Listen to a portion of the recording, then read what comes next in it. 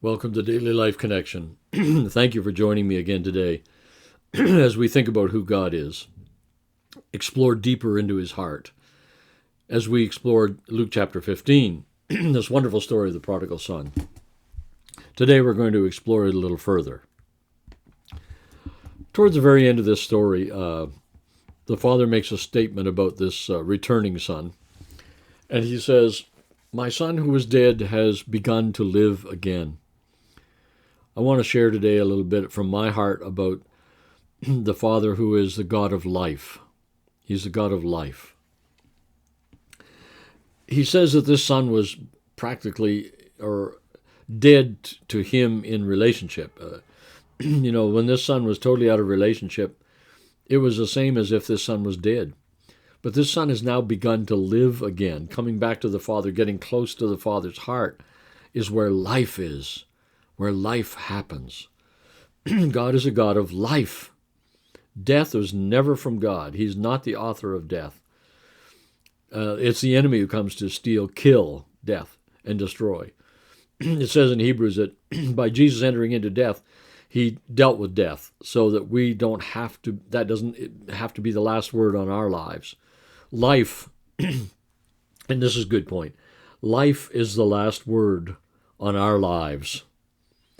The last thing God will speak to you is life. It's life. In the story of Lazarus, he shows us that again.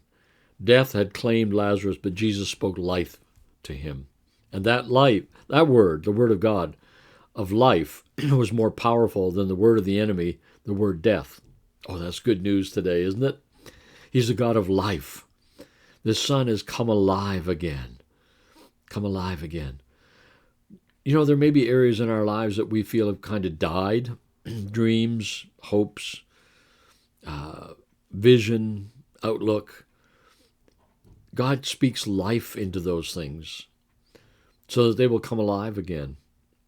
He speaks life into our spirits, life into our souls, life into our bodies, life into our minds, life into our emotions. God just speaks life, life, life, life.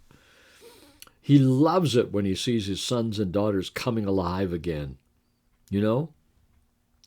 We hear stories, or perhaps some of you have experienced it, where you've been in the hospital with a loved one who it was touch and go. You saw them sort of slipping away, and you're thinking, this may be the end. But then the doctor comes to you and says, I have good news. I think we've turned a corner. I see them coming back. They're beginning to make some gains again. Their vital life signs are showing signs of recovery and restoration and renewal. Isn't that incredible news? Isn't that incredible news? What joy that brings within us. If we hear that kind of news. And that's the joy that God feels in his heart when his sons and daughters come alive in him.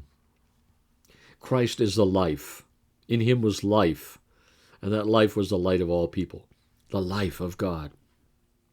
As we get close to him, we experience more and more of his life. You see, that's why there is a passion in our hearts to read the word and to pray and to worship, is because what we're doing is we're pressing deeper into his life. His life is in the word. It's God breathed. His breath, his very life is in his word and in worship and in prayer. The closer we get to him, the more life we experience, the more we come alive.